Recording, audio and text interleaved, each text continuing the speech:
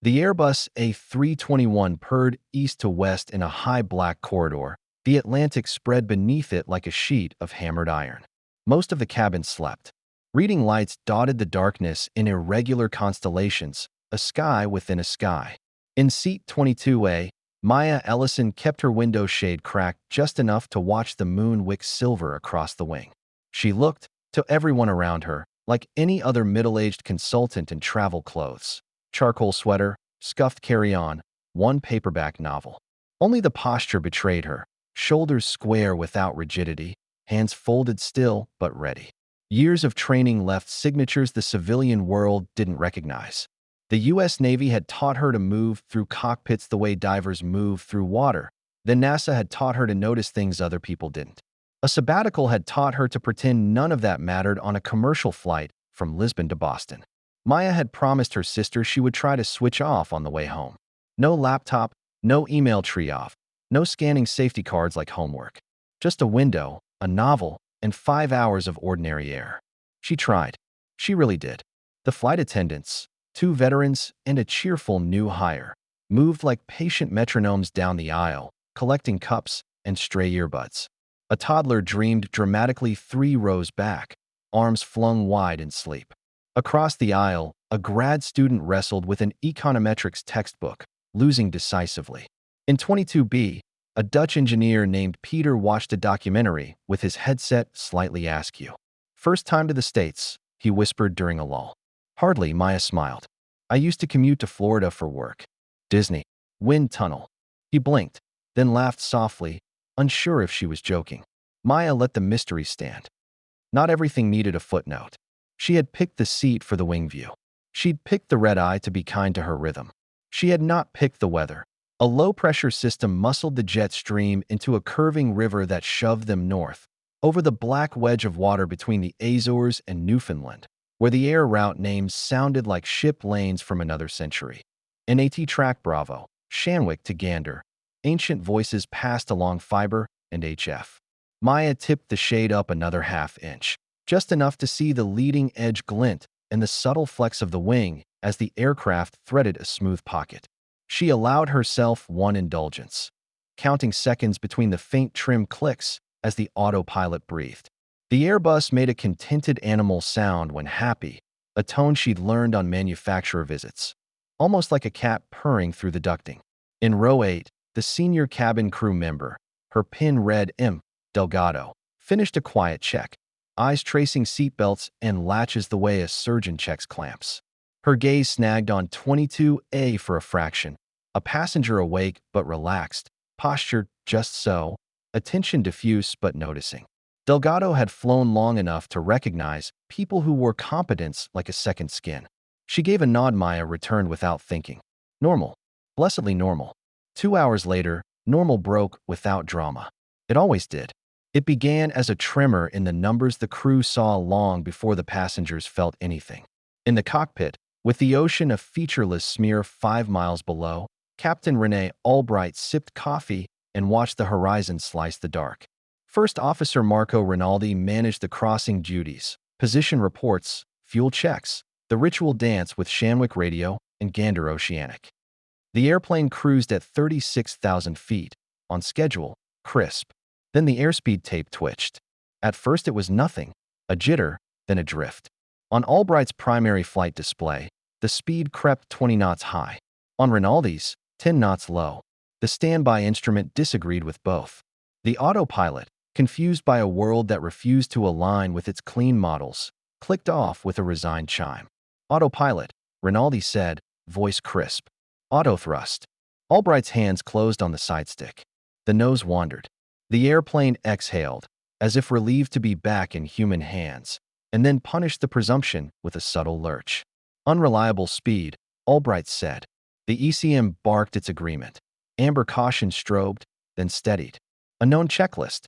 Not common, not deadly if you did the right thing in the right order, but few things in aviation were more treacherous than chasing phantom airspeeds at night over cold water. "Pitch 5, thrust 80, Rinaldi recited, already calling up the memory items. "Maintain attitude. Cross-check." Icing and pitot probes could do this. So could a water droplet of exactly the wrong size. So could the merciless coincidence of minute failures in tiny tubes that everyone took for granted until the numbers stopped believing in each other. The jet shivered again. Not turbulence, an ugly, low-frequency shudder. The altimeter trend crept down. The nose wanted to ride high, then wallow. The horizon slipped. Shanwick, this is Altair 309 declaring pan-pan. Unreliable airspeed. Rinaldi transmitted on HF. The signal gnawed by distance. Maintaining present flight level, 5 degrees pitch, 80% N1. Altair 309, Shanwick copies pan-pan. Came the disembodied reply. State intentions. Stabilize. Albright said, more to herself than to anyone else. Then we talk. In the cabin, the change arrived as sound. An unmusical warble of tones, a throttle shift, a sensation of the plane settling then holding. The grad student looked up. The toddler snuffled but did not wake. Delgado stood, weighed on the balls of her feet, and felt the airframe the way a sailor reads a deck. She picked up the interphone to check on the flight deck, heard Rinaldi's comm, and saw something in the faces near her that decided an approach. "Ladies and gentlemen," Delgado said, voice unhurried over the PA. "We're in touch with our air traffic control team to navigate around some rough air. Please keep your seatbelts fastened and let us know if you need anything. The flight deck remains in full control." Reassurance mattered. Precision mattered more. Words could smooth panic but could not overwrite physics. In 22A, Maya closed the book she hadn't read and let her senses widen. She watched the wing. She pressed her shoe lightly to the base of the seat, feeling vibration rather than listening for it, and measured the rhythm. When you've lived around jets long enough, each has a signature when healthy, and a different signature when not. She counted to 30. The song didn't settle. "Everything okay?" Peter whispered. "Probably," Maya said truthfully. "They're busy." "That's good." In the cockpit, busy masqueraded as calm. Rinaldi ran the ECM procedure for unreliable airspeed while Albright flew as if the horizon were made of thin ice, placing the nose where her bones told her the lift would be. The autothrust remained off. Computers that didn't trust their inputs were worse than useless. Power set by memory. Attitude by habit. Patience by will. Cross-check the standby. Cross-check GPS ground speed. Cross-check vertical speed against pitch. Believe nothing until 3 independent things imply the same story. Temps dropping, Rinaldi said, scanning an outside air temperature that disliked them. SAT -47. We might be building ice somewhere we shouldn't. Turn on anti-ice, Albright said. Both engines, probes, wings. They did, and the plane flinched again as hot bleed air flowed to places designed to stay warm. Numbers stabilized. For a minute, 90 seconds. Then the left airspeed went low. The right went high. The standby rolled its eyes in Switzerland. Shanwick reports light to moderate icing along track Bravo. HF whispered in their ears. Gander says tops near your level. Request block altitude for troubleshooting, Rinaldi said. Altair 309. Approved. Maintain Mach 0.76 or pilot's discretion. Mach. With what airspeed? They both smiled grimly at the bureaucracy of the sky. They would get through it. Plenty of crews had ridden out unreliable speed at altitude. But the ocean has a talent for turning plenty into not tonight. 3 minutes later, the airplane twitched the way a horse twitches before a bolt. The angle of attack sensors disagreed. The stall warning chirped, then strangled itself, then came back with twice the outrage. Ignore it, Albright said, forcing her voice low. Unreliable speed scenarios sometimes create cry wolf alarms. But even wolves scream truth eventually. The nose bobbed. The horizon climbed. The vertical speed unwelcome in its enthusiasm. Pitch, Rinaldi said. I have it. They were eating altitude now, 200 feet per minute, then 4, then 6. The throttle settings that had been enough weren't enough. Albright nudged them, 91%, 93, keeping the pitch 1 degree below stubborn. Gander, Altair 309 requesting immediate direct gander for precautionary diversion, Rinaldi said. Unreliable airspeed persists. Altair 309, gander oceanic, roger direct. Descend pilot's discretion. Gander weather ceiling 800, light snow, runway in use 29. Light snow, a small mercy. Better than freezing rain, worse than clear. In the cabin, the fasten seat belt sign chimed. Delgado's colleagues moved deliberately through the aisles, checking buckles, securing galleys. Delgado reached row 22, crouched to a whisper.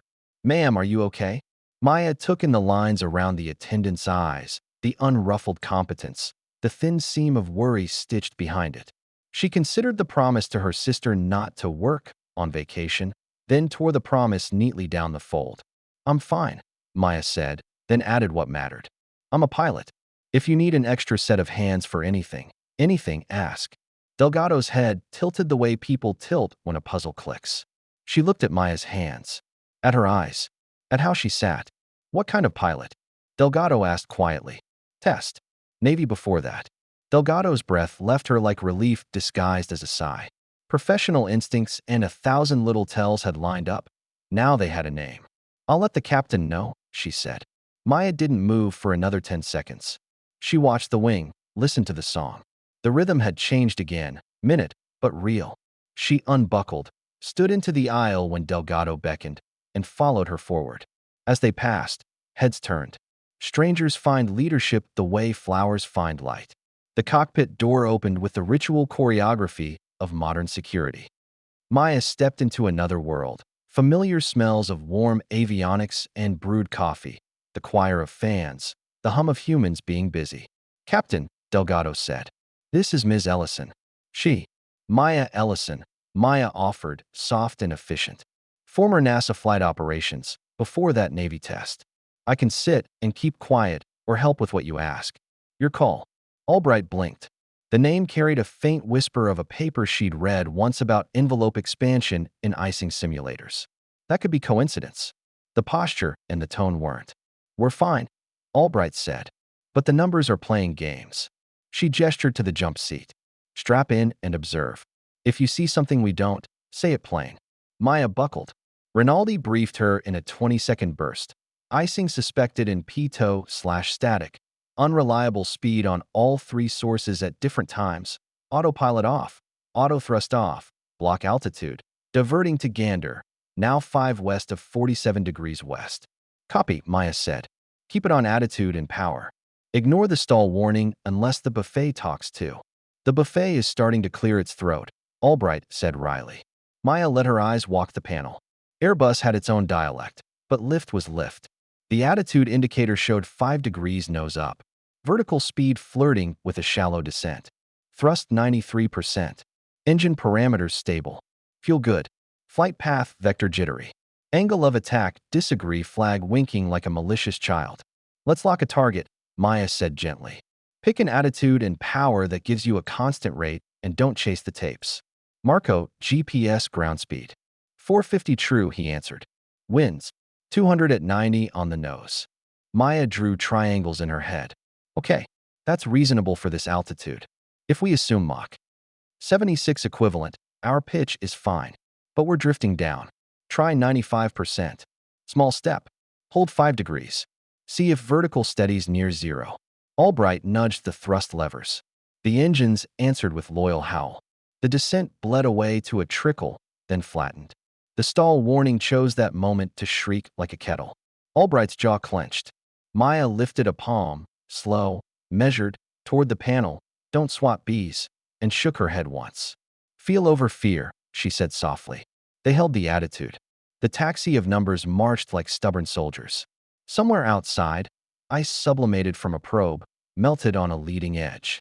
The airplane, confused, grew a little less confused. "Okay," Rinaldi said. "That's better." "Better," Albright agreed, as much for herself as for the room. "Let's brief Gander." They descended at pilot's discretion to a level where pitot issues often grew less mischievous. The air smoothed.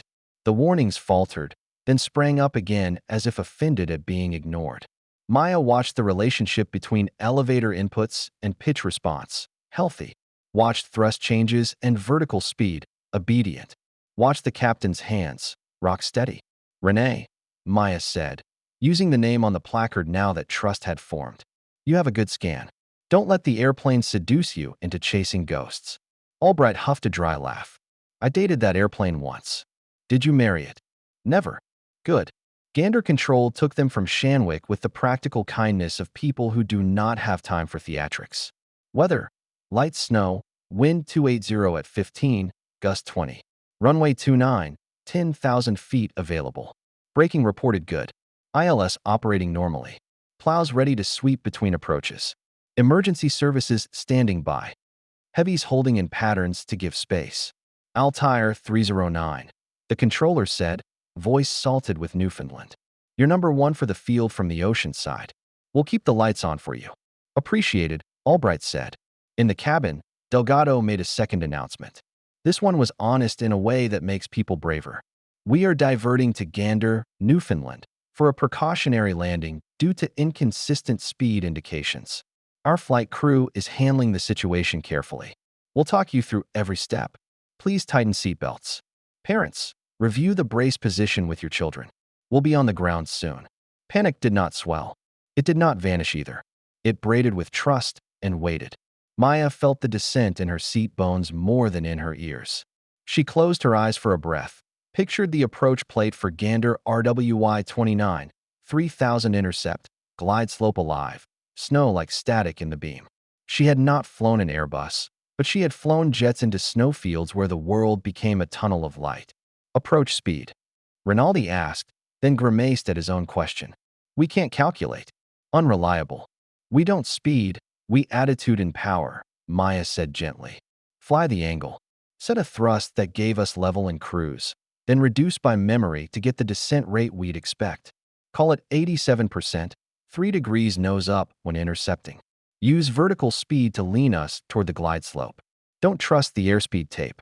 If the stall warning lives, ignore unless the shake joins it. What if the GPWS gets chatty? Albright asked. Respect terrain. Doubt the tone. Believe your eyes. They intercepted the localizer. The glide slope came alive. The airplane, poor confused machine, took a breath and aligned like a horse finding a trail home. Snow feathered across the windshield, individual flakes etching quick, bright streaks in the landing lights. The runway lay ahead, a box of yellow and white breathing up through the dark. Gear down, Albright said. Flaps as scheduled. She grinned at the phrase, at the shared irony of scheduled, when nothing tonight had followed a schedule. Flaps moved, and with them a new buffet of lies. Speed tapes swinging, stall warnings barking, auto trims threatening to do enthusiastic things. Albright and Rinaldi managed their pitch and power the way sailors manage sail area in a gust. Feel first, memory second, numbers last. Stable at 1,000, Rinaldi said, then added because it mattered. Stable by our definition. By ours, Albright agreed. At 500 feet, the airplane tried one last trick. Airspeed tape plunging to a ridiculous low, stall warning blaring, angle of attack, disagree flags flourishing. The cabin inhaled as one when the warning bellowed. Maya, watching the snow rods and the landing lights and the runway's perspective, judged their angle and sink as honest. Hold it, she said, not loud, but in a tone that made it through the headsets like a hand on a shoulder. Trust the picture. Albright trusted. She rode the glide like a violinist riding a note. Thrust eased. Pitch settled. The runway rose at exactly the rate it should when physics and skill make a truce. 50, the radio altimeter called. 40, 30, retard. 10, the mains kissed. Not a greaser, not a crunch, but a declaration. We're here. Reverse green, Rinaldi said. Decil. The spoilers popped their little celebration. The engines dug hands into the air and dragged. Snow geysered in pale sheets from behind the nacelles. The airplane slowed until it wandered to taxi speed with a dignity disproportionate to the last 10 minutes. Silence filled the cockpit, rich, plump, holy. Then someone laughed, and someone swore quietly, and someone wiped eyes that had decided to water at last. Welcome to Gander, the tower said, warmer than heaters. Plows will roll after you clear.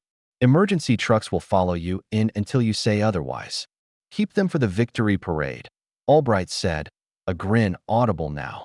In the cabin, applause broke the spell. It was raw. Relief, gratitude, awe all braided. Delgado took the handset, voice thick but steady, and said words she would tell her grandchildren one day. Ladies and gentlemen, we're safely on the ground. They taxied to a stand they did not plan, surrounded by yellow vehicles like bees around honey. When the door opened, Winter breathed its stern breath and sighed. So did the town. Gander had practiced welcoming unwanted airplanes for decades. It had invented a kind of kindness on a Tuesday long ago and kept the recipe. Volunteers in parkas arrived with carts of hot drinks and blankets. A nurse with a badge that read, Marnie, set up a corner for anyone lightheaded. Someone started a line for phones that still worked better than cell towers in snow. Maya stepped out of the cockpit last, after helping Rinaldi cross-check shut down, after clapping Albright's shoulder with professional respect that needed no ceremony. On the jet bridge, she paused. The passengers were forming a stream. A grandmother whose hands shook but whose eyes shone bright. The grad student holding his econometrics book like a talisman he might now actually understand. The toddler blinking at the sudden, cold, wonderful world. Peter from 22B stopped, cheeks wet, and hugged her in that European way that leaves no doubt. You were not joking, he said. Sometimes I am, she smiled. Just not tonight.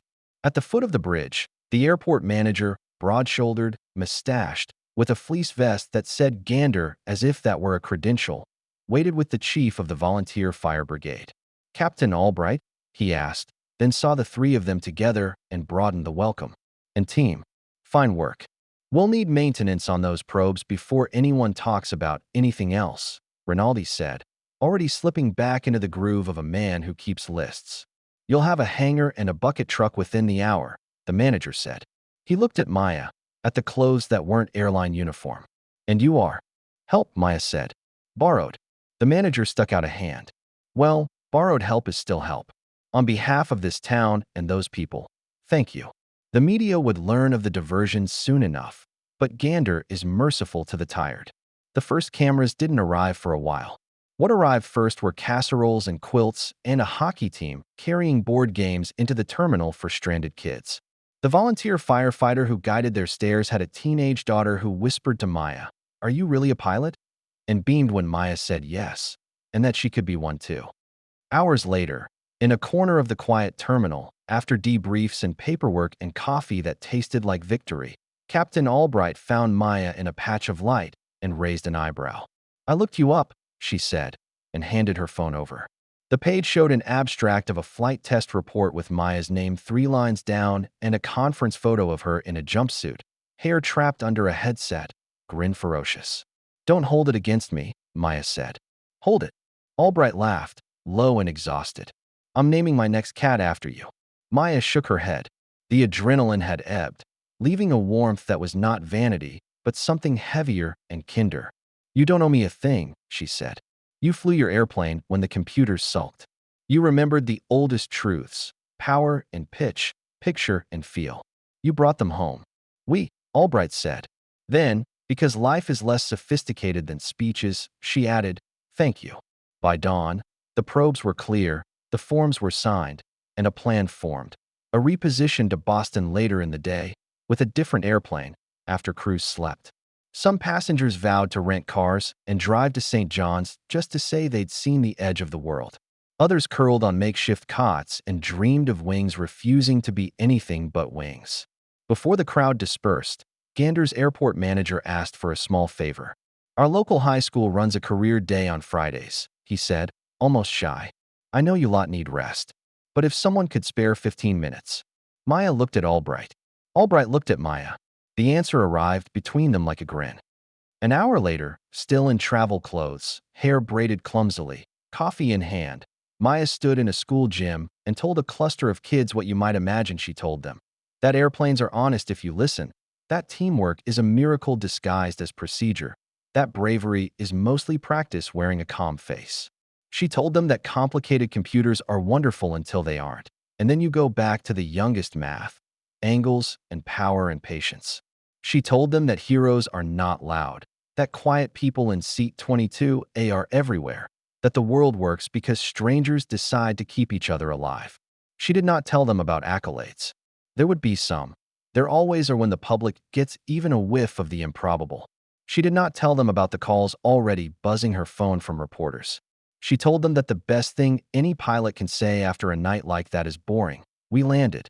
Everyone walked away. That night in a hotel whose carpet had witnessed hundreds of airline stories. Maya lay awake and listened to the silence of a room that didn't move. She texted her sister arrived via Gander. We'll explain. Okay, okay. I did a small amount of work and smiled at the reply. You never could help yourself, could you? Proud of you. Call tomorrow. Outside, a wind played with the eaves. Somewhere over the ocean, a row of pitot tubes glittered clean in cold air. Somewhere in the terminal, a toddler told a volunteer firefighter that planes make a funny barking noise when they slow down, and the firefighter said, "Reverse thrust," and the kid said, "Cool." And the world took another step toward being fine. Weeks later, a letter arrived for Maya with a Gander postmark and crayon art of a snow-covered airplane on the front. Inside was a shaky print from a school newspaper, under a headline that made her laugh and ache at the same time. Quiet woman in seat 22A helps land plane. The article quoted a teenager who had decided to apply to flight school and a grandmother who had decided to bake for the firehouse every month. Maya tucked the letter into a folder she never showed anyone, a folder of small artifacts she'd never had time to collect during the frenetic years. A rivet a crew chief had pressed into her palm before a test hop, a ticket stub from a launch she'd watched as if it were church, a note from a kid who said he wanted to be a pilot because she'd told a story in a gym. The Airbus filed a routine maintenance report and returned to roster. Captain Albright flew a series of uneventful turns and found herself pausing, sometimes, before pushing the autopilot button just to feel the airplane in her hands for one extra beat. Marco Rinaldi borrowed a copy of Maya's conference paper and read it with a pencil between his teeth. Delgado taught the new hire how to sense an airframe with her feet. Nothing about the night appeared on a poster. No fighters escorted, no tarmac salutes, no myths inflated until they floated away. It had been quieter than that, and, in its way, braver. On a crisp March morning, weeks later, as Maya boarded another anonymous flight, this time as far as Chicago, in a row with no one at the window, she heard a child behind her ask his mother, "How does the plane know how fast it's going?" His mother considered, then said, "It has little tubes that feel the air, and if the tubes get confused, the pilots remember other ways." Maya smiled at the aisle, buckled in, and let the wing take her weight. The sky ahead was clear. The numbers would sing. And if one day they didn't, someone, somewhere, would know the tune under the noise and hum it steady until everyone could hear it again.